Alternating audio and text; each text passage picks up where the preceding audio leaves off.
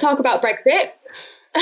Let's keep going. It's fine. Fuck the internet. We don't need it. Okay. And welcome to We Don't Talk About Brexit, the podcast where we bring you strange, interesting, fun, weird news stories from the past month or so, I guess. Yeah. And we all talk about them and have a laugh and vote on them, on whose story was the best at the end. Yeah, and you win nothing but glory. And we've got a new face here this week. We've got Piers back. Hello. It's a new old face. Welcome back, Mr. Geraint Williams. Thank you very much, George Fear. Voice of Galbani cheese. Face of Galbani cheese. Face of, yeah. Giovanni. Classic. One of the many. Makes them sound like a Hydra. If you kill Gears, they'll just make a new one. Yes. Yep, so this... But let's not put it to the test. So this week we're going to start with George Trier. Please tell us your story. Okay, so this week I take us to sunny Australia. Australia, home of koalas, Shane Warne and Mr. Peter Warner from last week's episode. Yeah. Yeah, little throwback. It's not the Australia I know. Sunny. Well, actually, it's not sunny because it's 6:15 a.m. and I don't know how sunny it is at 6:50. Actually, July 6:15 a.m. in Australia. No, because it's winter. No, that's their winter, isn't it? It's dark. It's very dark. Oh, we now know It's this. a dark, stormy morning. It's very ominous. Everyone's asleep. Everyone's hushed up. Everyone's tucked away at night, except for two men rummaging around a house. What are you up to? Their own house? You just told us they're rummagers. I assume they're professional rummagers. It's like borrowers, but rummagers. We don't take the stuff. We just sort of move it about a bit. Rummager for hire, and then the number, and then they come and they have a rummage. You have a little rummage around my house, see what you find. Sounds a bit rude, isn't it, really? I know. No. It sounds a bit kinky. They're in not their house. They're in someone else's house. This person wakes up at 6:15, and apparently he hears a noise in his kitchen or whatever, and he thinks it's his friend who often comes over to make him coffee in the morning. Because Sounds like rummaging. What? yeah, no, he's like, the usual coffee guy is here, and he's like, it's very What's early he doing morning. to get coffee? What's he doing? So he takes off his sleep apnea mask to have a look at this bloke who's making him coffee and ask him why he's here this early on a dark winter's night in Australia. To see two men, one holding a machete, and the other one holding a machete and a broom. A broom or brew? A broom. All right. He's there like, I asked for coffee, not tea. You're the usual guy. You can't kill a man on an empty, coffeeless stomach. What do you reckon these two people? I'll ask Geraint, since you're new here, new again. What do you reckon?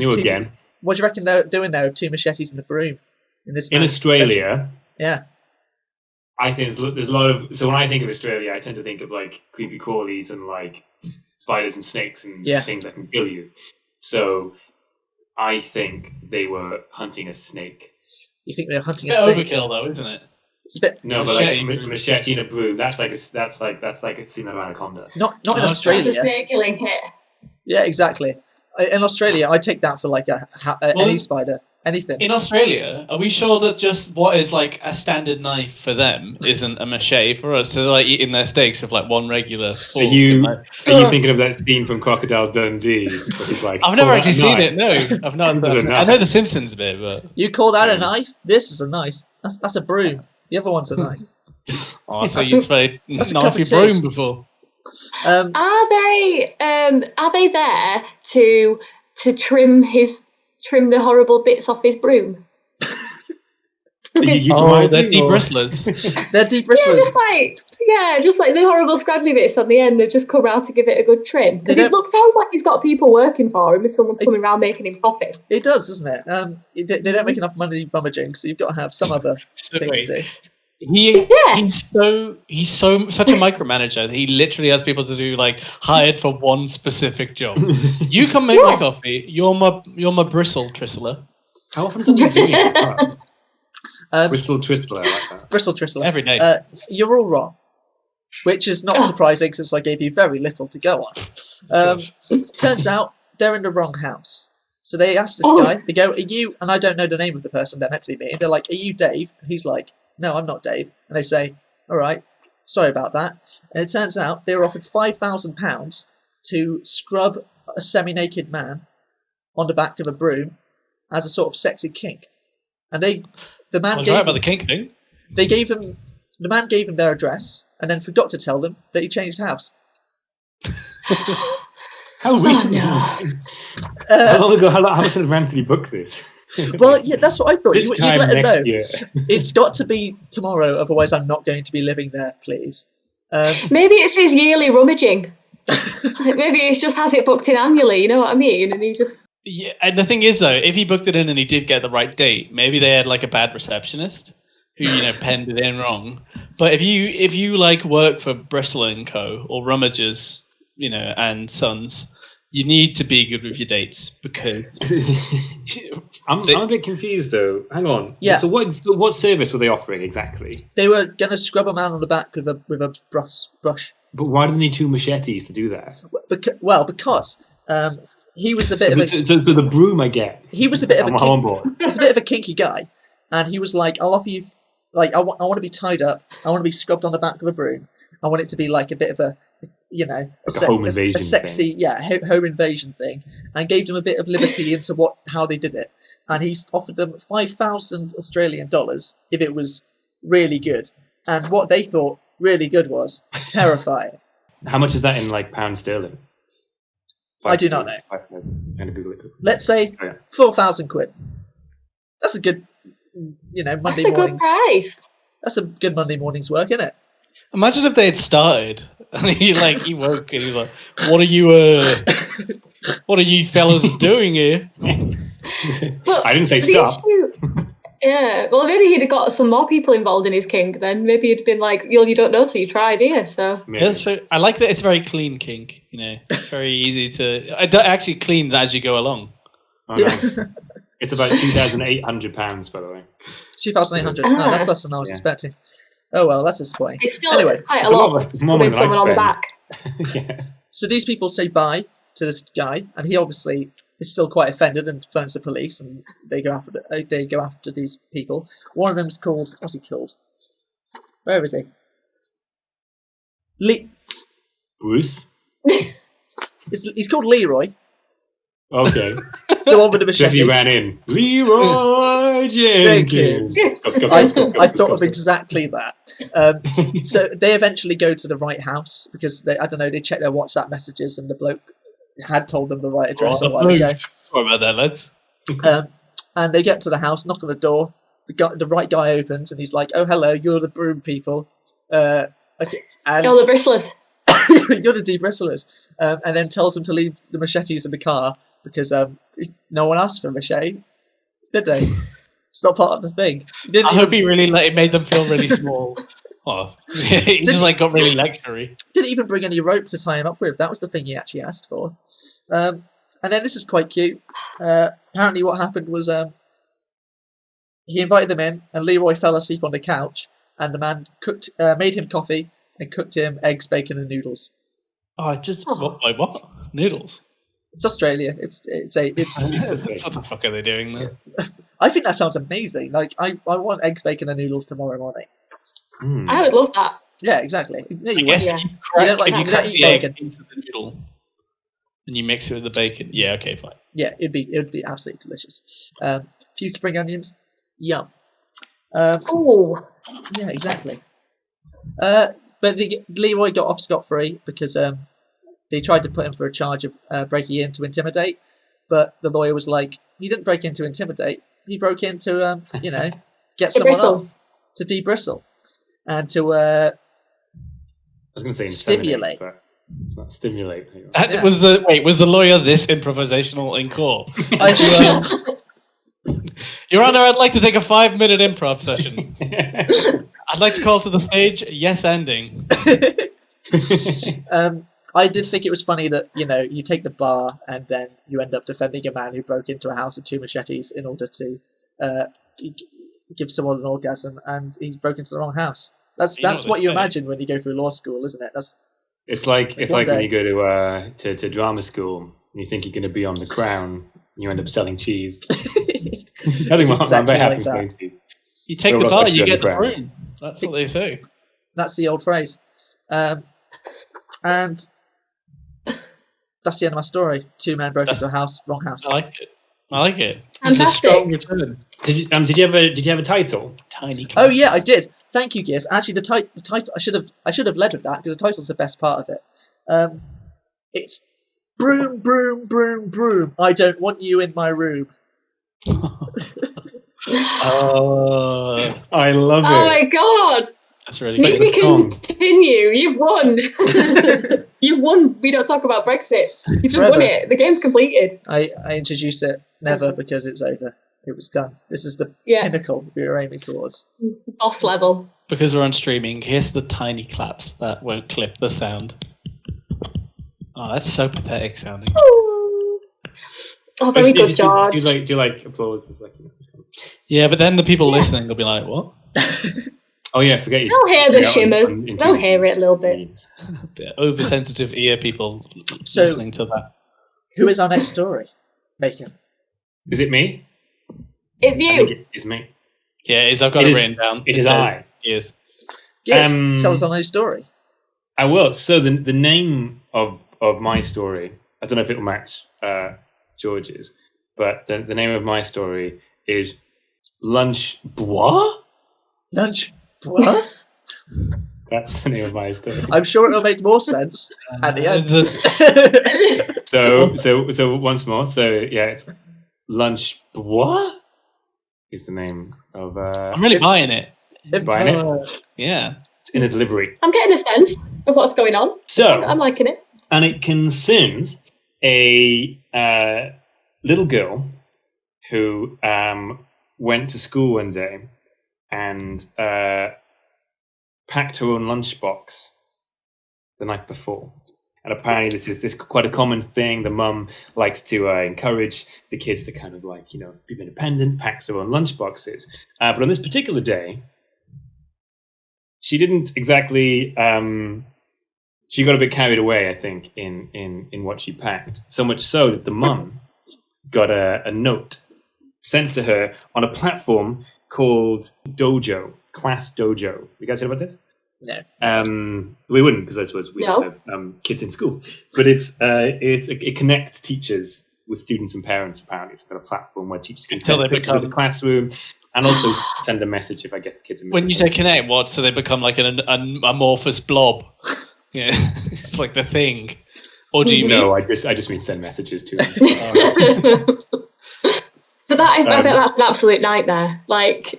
Because if you have those parents that are obviously they really care about their kids, and that's really, really good. But imagine being a teacher and every day there's just thousands of messages. If you've got not enough on your plate as a teacher, having to update Class Dojo every 2 seconds. Yeah. Although this time it did come quite handy apparently. So yeah, the mum gets a note on this platform from the teacher about the contents of her daughter's lunchbox. So, question is, what do we think that little Emily, her name was, put in a lunchbox? Coffee, egg, bacon, noodles, brew. Can you imagine? Because her name was Leroy. Her name was Leroy. She was in school. No, so that's Emily. Okay. Very specific answer. I like it. Was it just bits of garden rubble? What do you call it? Gravel. That's it. Gravel. Just a whole box of gravel. No. Dentist bills are extortionate. Or maybe. Mm-hmm. Did she? Is this in the UK or the US, Gears? Because that will tell me. I think it's in the US. But I couldn't actually. She brought a gun then, didn't she? Michael. No, I actually couldn't work out where it was from. Didn't see. Maybe the people wanted to stay anonymous. Or maybe and not knowing the country is a really good way of staying anonymous. We can't even narrow it down to the nearest 60 million people. So the mum did say when she found out, she didn't know whether to cry, laugh, or shake my head in disbelief. She should just do all three like a crazy lady.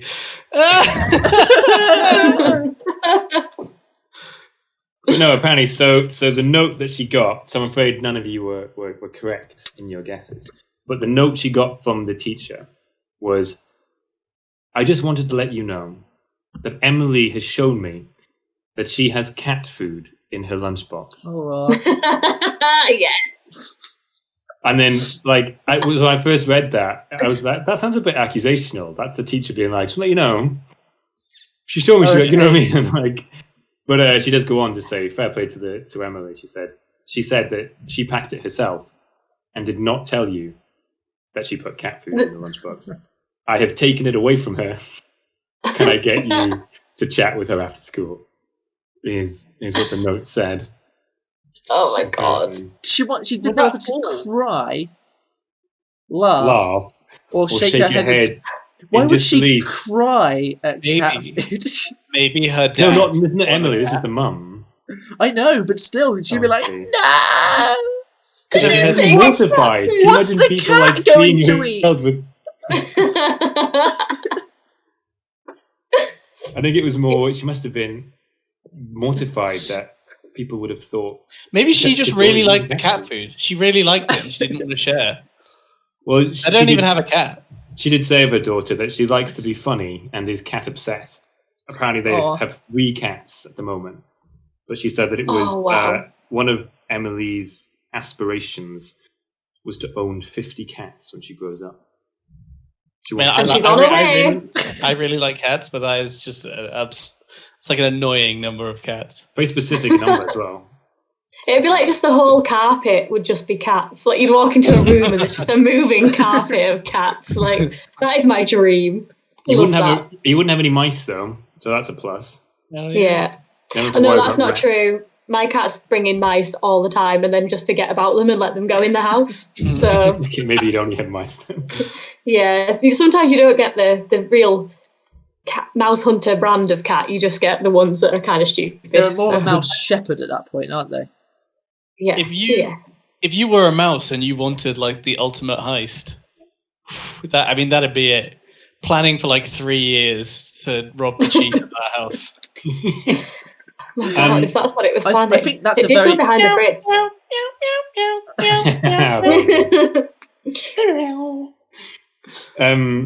Do you want to know? So the mum obviously had a chat with Emily when they got home. Do you want to know what action was to have a guess? What action was taken by the mum as a response? They got a dog. That'll solve it. Just put it straight. They did not get a dog. No. Do you want to have a guess? She locked the cat food away. Hopefully, but that's not what they said happened. Did she say, I'll pack your lunches because clearly you're not ready yet for that responsibility? She was like, I gave you too much power too soon.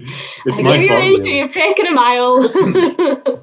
No, Emily was hoping to cook dinner that night as well. She's like, I've got really great ideas. Cat food souffle. Well, sort of. Well, not far off, but like apparently, what they did was they together they made human grade cat food for Emily to take with her in her lunchbox the next day, and they did let the teacher know in advance apparently that it was human. I was going to say because otherwise the teacher would be like, "Look, I tried to level with you yesterday. Clearly, you're a shit mother." Isn't that really? I think it's a really sweet way of of handling it. I think it's a bit of a gateway drug, isn't it? Like, we'll make you human human cat food, and then when you can't get your hands on that, you're just going to have no resort but to start, raiding shops for real cat food. What is human grade cat food then? I think they just made it like, I don't know, like minced beef. And, I'm hoping it's the wet stuff, like Spam. Human food. Because it's got like every kind of meat and like pounded it into a sort of blob. There you go, have that. Because if it's a dry cat food, it's awful. I think it's really nice. It is nice. Yeah. But this is a comedy podcast and we have to be cruel. So. Well, so actually, in the article I read, which I read on Kids Spot, which I can't tell if it's Kids Hot so Kids Spot. Kids Spot. It sounds like a website I don't think you should be visiting. it's all Gears has an account. It's all. So yeah, you've no kids yet. You've been on kids. A lot of research on Kids Spot recently. But it so apparently there are 4 million cases of food poisoning a year. This is the US. This must be the US. And do you know what? It gave 6 tips. 6 tips on how to combat food poisoning in your Don't kids' eat. boxes. Don't eat. Do you want to know what the number 1 tip was? It was choose a lunchbox that's easy to clean. Oh, yeah. That was the number 1 tip. That is true. Number 2 tip, wash your hands. Number 3 tip, refrigerate the packed lunch. Avoid meat and fish in hot weather. And then one was, if in doubt, just throw it out. It was the last one. If these things aren't obvious to you, don't have a child. Don't let pack lunches. One of them was quite interesting. If you're reheating, you've got to reheat to a temperature of 75 degrees centigrade, apparently. 75. So if you're reheating food, I think I learned that when I was doing like healthy. These are some fancy lunch boxes. Like when I was a kid, I just got like peanut butter on a bit of bread, packet of crisps, and maybe like a biscuit. That's like, that's the kind of thing I got. Yeah, I just got like sandwich, pack of crisps, and a biscuit, a gold bar, a lot of gold bars. they were good. I'd always eat the biscuit and the crisp, and I'd be like trash with like this beautiful made sandwich because all I wanted was more junk. Well, I did look up. I started researching like other interesting things that kids brought into their like lunchboxes. But then actually I didn't like want to go down that route because it started getting quite elitist actually, and it seemed to be like shaming a lot of parents about what their kids were bringing in. I was like, I don't want to. Yeah, it was all like, I saw this kid bring in like, and I was like, I'm not gonna. That's why I think that like we've got school uniforms, we should have like a standard school packed lunch we're allowed to bring in as well. And then I reckon it should be one thing. It should be dry oats. That's the only thing children are allowed to eat. And then they'll be grateful when they're basically their horses. And one sugar lump. Michael never have children. And that's my story. Hey, tiny. Well, again. And that was lunch. What? Lunch what? It's a play on lunchbox, isn't it? Then it's a play on lunchbox. Oh, right. With the disbelief of the teacher. All right. Very well done, Gears. Welcome back, by the way. I think you're above me on the screen. You are. You are below me as well, actually. So. Welcome back, mate. Oh. My story, because for I am next, as it is written on the piece of paper, is called Sherlock Holmes and the Adventure of the Really Dumb Lawsuit. Because I had to look into it, and apparently a lot of the Sherlock Holmes books have the adventure of ... It's really easy to pump out stories when you don't have to think about their name. Mr. Conan Doyle, I'm looking at you. I'm sure that was what he struggled on most, was the title. Yeah. I'm so prolific at novel. Was he Welsh? No, I think he was Scottish. Arthur Conan Doyle? Does sound a bit Scottish, doesn't it? But we don't know. Don't come here for facts, people. I've got a collection of his books right there. I could check. It has information about him in it. But I won't. Shall I look it up? I'm going to look it up. We'll put it in the doobly-doo. Yeah, because, I want to tell my story. That's why I'm here. Okay, right. So, So Sherlock Holmes and the Adventure of the Really Dumb Lawsuit. So the estate of... So Arthur Conan Doyle is suing two groups of people, Netflix and Miramax, for two respective properties. For Netflix, they are suing for the new film of... I don't know if you've heard of this, Enola Holmes? I think I'm pronouncing that right. Oh, yeah. Which is like a young adult novel ton Netflix movie. It's aimed at getting young women and obviously actually young men can read it too, and young other identifying anyone can read it. As long as you're young. If you're old, stay away. I didn't think men could read stories with female protagonists. I thought that's not how it works. If a story passes the Bechdel test, we can't even open the book. But you remember when Voldemort got touched by Harry? That sounds really bad. Where did Harry touch you, Tom? So we can't even open books past the Bechdel test. Yeah. So and for Miramax, a boring thing called Mr. Holmes. The fact that he's got the prefix Mr. is the least interesting thing about Sherlock. Right. Anyway, so what's the grounds for the lawsuit? Why are they suing? Right. So the suit focuses around the depiction of Enola, who is based off of Sherlock. Now, Sherlock is a public domain character because lots of the early work has been collected under public domain rules. The argument that they're making is that Enola breaches copyright because she displays emotions and she respects women. And And that's trademark to Sherlock Holmes, is it? Was he the first male or is that protagonist? breaking trademark? And he Sherlock wasn't a woman, and Sherlock did not like women. Well, it's a weird one. That's a weird thing to be suing over. Why would you want to be associated with reinforcing this weird misogynistic hierarchical? It's actually a little bit more complex. But when I read that initially, I did think that was really strange. But do you want to try and guess? I mean, I didn't actually have any questions proposed for this, but do you want to try and guess what the actual grounds for copyright are? I can give you a clue. There are 10 stories which are not yet public domain. Oh, so is there one like Sherlock Holmes and the Adventure of Respecting Women, which is not yet outside of copyright? Well, is there one about women's suffrage? Actually, is there one where Sherlock is on the side of women's suffrage? I only know this from the TV series, or was it a Doctor Who episode? Something. I think it's a Doctor Who episode. Ignore me. I don't know. I can't remember now. Oh, is that the one with the character who's similar to Sherlock, the kind of lizard character? I clearly do not know what I'm talking about. I don't know. I have no idea. We don't talk about anything sensical. I mean, it would have been cool if Conan Doyle, had written Sherlock Holmes and the Adventure of Understanding the Value of Intersectional Feminism, but it's a bit of a mouthful. I meant that in sincerity, by the way. Anyone who thinks I'm dissing intersectional feminism, I think it's a great thing. Who do you think you are, J.K. Rowling? Am I right? We're steering away. But also, we don't talk about J.K. Rowling. Who's interesting because Conan Doyle was from Edinburgh, which apparently isn't that where J.K. Rowling said she wrote Harry Potter? Yeah, I've been in the cafe. Yeah. She wrote it on the train from Edinburgh to Exeter. Let's just not give her any more time. That's all right. Yeah, let's move on. All right. So, were there any guesses? Did you want to guess? You can. Oh yeah. So, did you have a daughter? So there was a female Sherlock Holmes or female I don't know. He kind of struck Holmes. me as asexually reproductive. Sherlock came from a vat, and he could clone. I know he doesn't. He's not very. He's not very personable. It's actually the reason I struggled liking Benedict Cumberbatch for a really long time.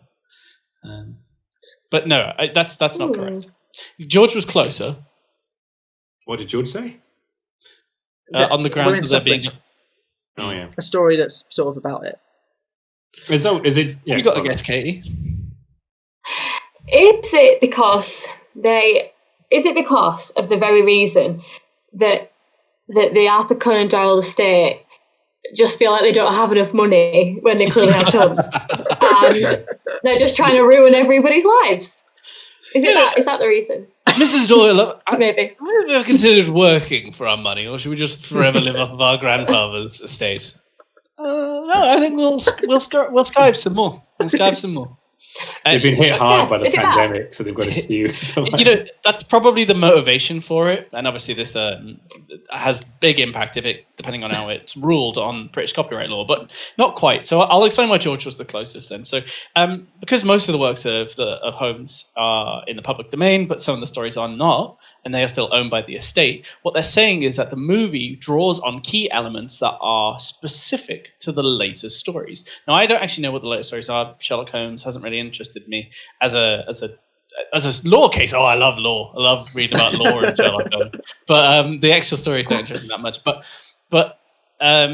so I don't know. But I think if George is right and there is a story about him respecting women, then the grounds of the argument. Well, actually, let me just read what I've actually written because I'm more coherent in writing than I am with improv. The element of emotion is key in the later stories because reportedly of Doyle's experience in the First World War. After going through an experience traumatic to him, he wrote these later stories with emotions developing in Sherlock. He also starts liking dogs as a character, which a judge has argued is a protected trait, as would similarly be the case if he started respecting women. So, because in later stories he has exhibited emotions and started to respect women, they are arguing that it is protected by copyright, that this isn't part of his public domain character yet. Crazy, right? Also, public Sherlock's a misogynist. Is there public Sherlock, yeah. Only behind closed doors is he all about that, respect. Isn't it strange that, so to stick with copyright, they'd have to have this female Holmes character, disrespect herself and not respect herself as a woman. She's like, I would chime in, but who do I think I am? No one wants to hear my opinion. I'll just go back to the kitchen. She's like, she turns Where to I the camera. belong. Women, am I right? And it's sort of like, And the Conan Doyle family are like, we are fine with this. Yeah. It kind of makes no sense though, because it's like saying you can't have anything that's like new. You can't have any like new ideas about the characters just in case they might like be a protected trait. I don't know. That is really strange. I think you're kind of right, because in the thread that I read this from, this is on Reddit, so pinch of salt with what I'm about to say, but in the thread, somebody claimed that they were a US copyright lawyer, obviously not the same country, and said that emotion would be unlikely to be deigned as a response. Like liking a specific thing could be, but an emotional response couldn't be because it's part of character development. Now, they also went on to clarify specifics, like, let's say in the story Sherlock had a dog who wears a monocle and was born in Kensington. That would be, that would be protectable because there are so many specifics there.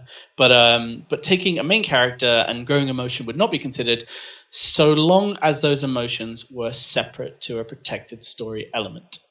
So as long as it's not about him respecting women specifically because of the suffragettes, if that were the case, then that'd be fine. If he started respecting women because he saw like a woman get a high score in Tetris, that'd be well within their rights. But also that'd be the story of Sherlock Holmes in the first Game Boy. Yeah, let's write that then. Exactly. Yeah, it does sound a bit like they're kind of, because what elements are the same then? Is it just the name? Well, I don't know, because also Enola Holmes. Enola Holmes is obviously their own character, so like. Yeah, I was going to say, like, it does sound a little bit, maybe, I don't know, just purely from me listening now, that they're kind of piggybacking off the Holmes name with a whole separate a little character. bit, yeah. It's like, why not just make a new female detective? Because people don't watch it. Oh, I thought you were. Gentleman Jacks did quite well, didn't they? No, I want to take back what you said. Sorry, I don't quite agree with you there, Gears. I thought you were criticising the estate. I think the estate is piggybacking off it. I think that, you could argue that it's intellectually lazy to just use a character that exists already. But at the same time, I don't know. I'm always up for like alternate universe explorations of characters. Yeah, fair. Yeah. Anyway, that's my story. There you go. Hey. Get out of here, all of you. Well done. Good story, Michael. Thank you. Granola Holmes, my favourite version of Sherlock. No, you should make fun, because Enola's obviously someone's name. And as someone who often gets my name teased. Sorry. You're right. To any Enolas out there, you have our formal and sincere apology. Katie. Well done, Michael. That was a great story. My story this week is I've titled it One Giant Isopod. One giant isopod. No, it doesn't really make sense. Isn't the quote "one giant leap for mankind"? Is that what you're quoting? No, you're getting that confused with One Giant Isopod. Yeah, you don't know that's really famous. What's that? I don't understand what the parody is. Anyway, it doesn't matter. It's not a parody. It's just. Oh, just a giant isopod. It's a giant isopod. That's literally it. Forgive me, I was trying to draw parallels. It's my fault. No, I've not gone that deep with my names. I'm not that good at them. Recently, something very exciting has happened in an aquarium in Japan. So I'm going to introduce you to the Toba Aquarium, which is a very exciting place. There are 12 zones reproducing the natural environments of its inhabitants. And there are 25,000 creatures in this aquarium across 1,200 species. Sorry, that's a lot of numbers. But basically, there's tons of little animals in there, and it's ace. I went on their website, and I had a great time just looking at all these little beasts. And the aquarium is famous because it's the only place in Japan where you can see the dugong in captivity. Now, does anyone know what a dugong is? It's a Pokemon. Yeah. It's like a seal-type Pokemon, isn't it? I think it's named after a real animal. Yeah, it is. They got so okay. lazy with those Pokemon. There's one that's just like an ice cream. It's called like Ice Creamamon. It's just like it's just an ice cream. They've got one called I've seen that. Enola Holmes now. It's like, quick, use respect for women. It's super effective. Actually, that's a copyright in trains.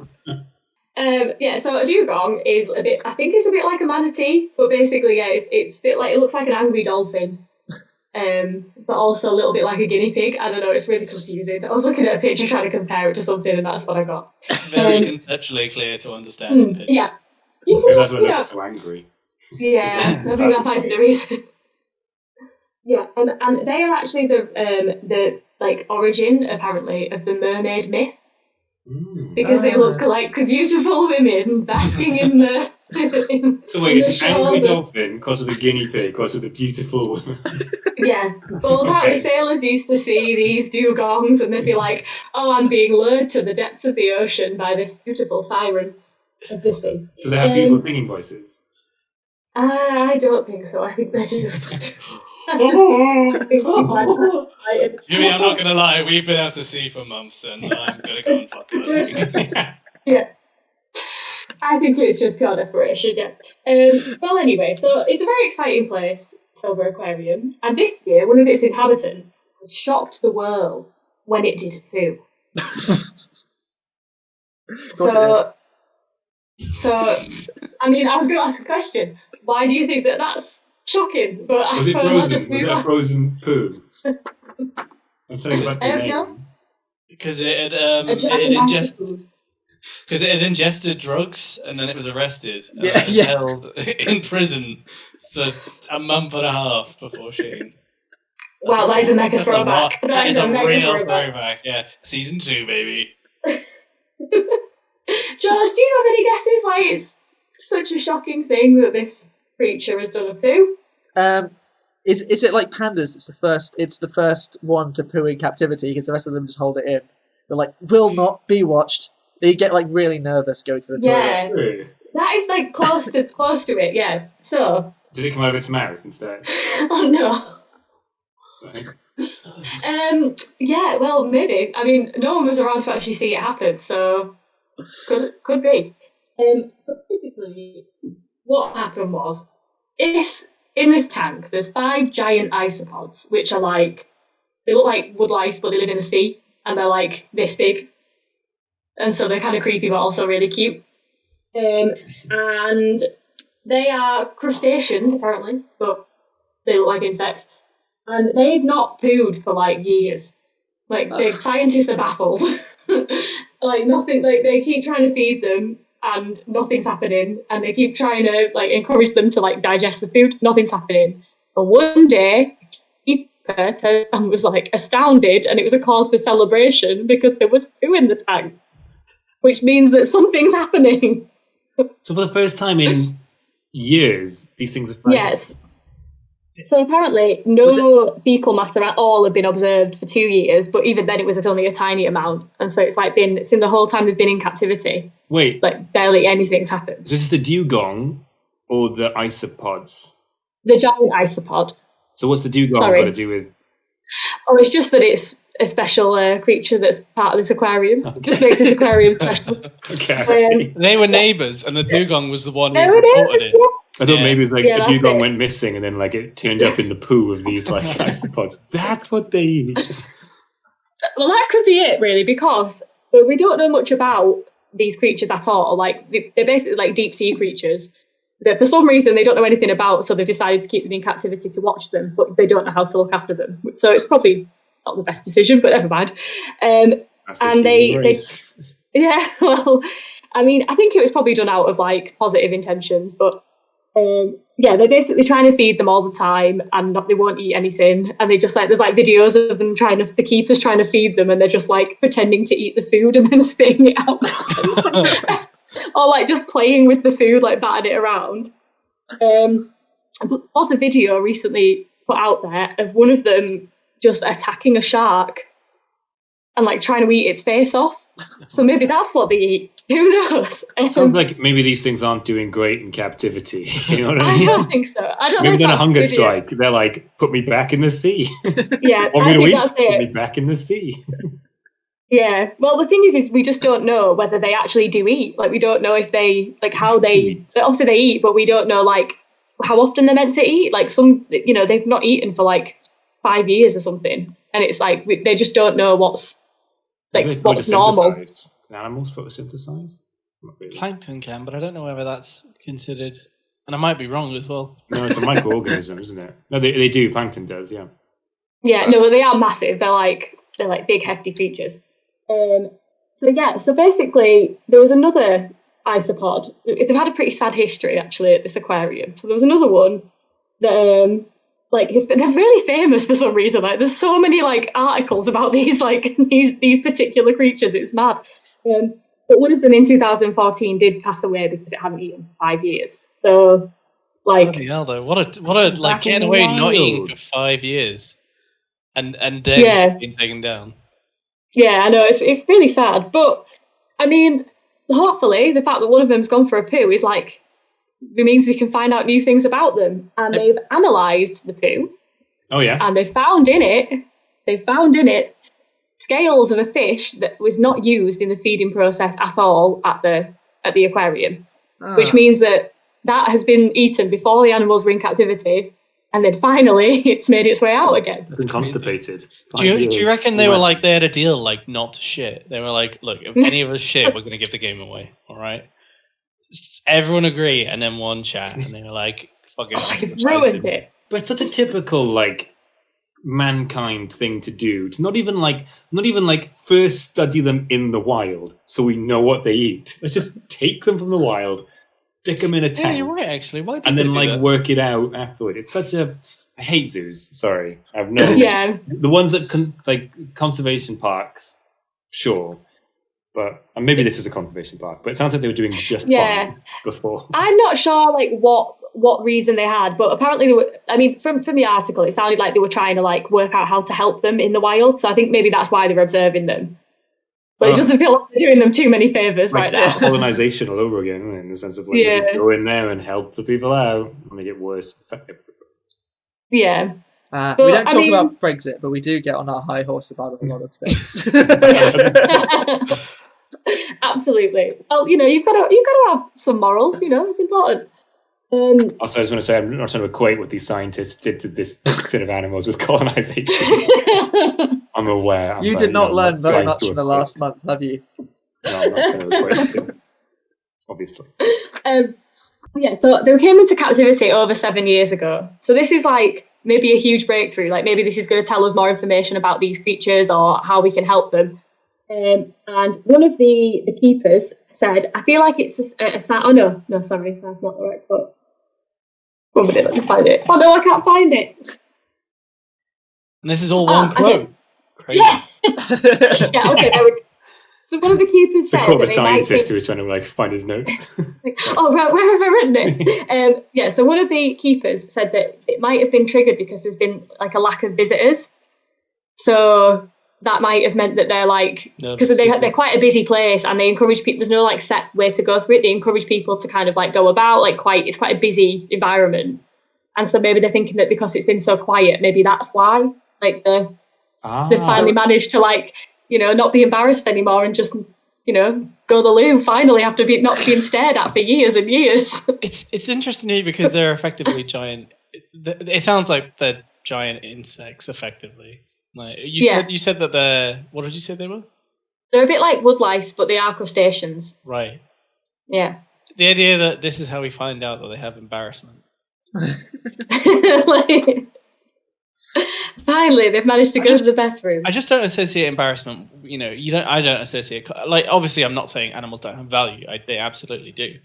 But I think that there's degrees of emotion that you associate with certain animals. With a dog, I see a dog being able to love and mourn, and a big complex range. But with a crustacean, we see guilty dogs. Yeah, they can feel those emotions. Compilation to look at. Fucking side eye from a dog, and the owner comes home and there's a plant all over the floor. It's did you do it? And the dog's just it's just terrible video. The dog looks guilty. Is what I was doing. Impression. Whenever a dog gives me side eye, I'm like, just look at me. What are you doing?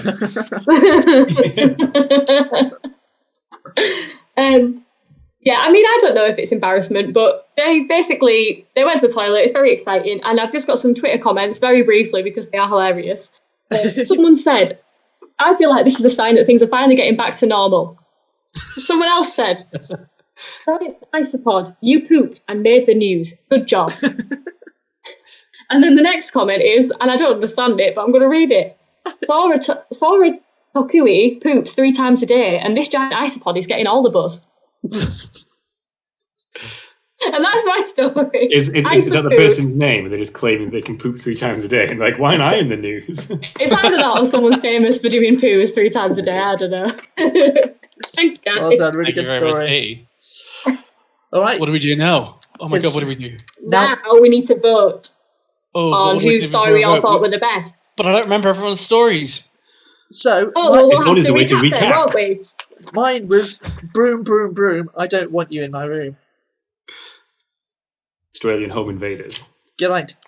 Mine was with the girl who cat food in a lunchbox. Mine was the estate for Conan Doyle being really greedy and not very forward thinking. And mine was zoos are bad. No, it wasn't. It was giant isopod. Isopod. And that tells you everything you need to know about the story. We'll be back after the votes.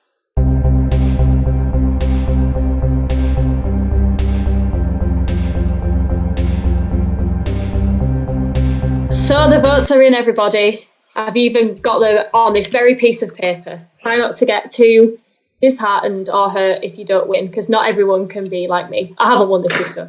Anyway. Oh, no, I did. Sorry. Right, so in joint third place... Ooh. We have, 1 minute, Michael and Gears. Hey. And you got 2. You both got 2 points, which is a good start. Nearly champions.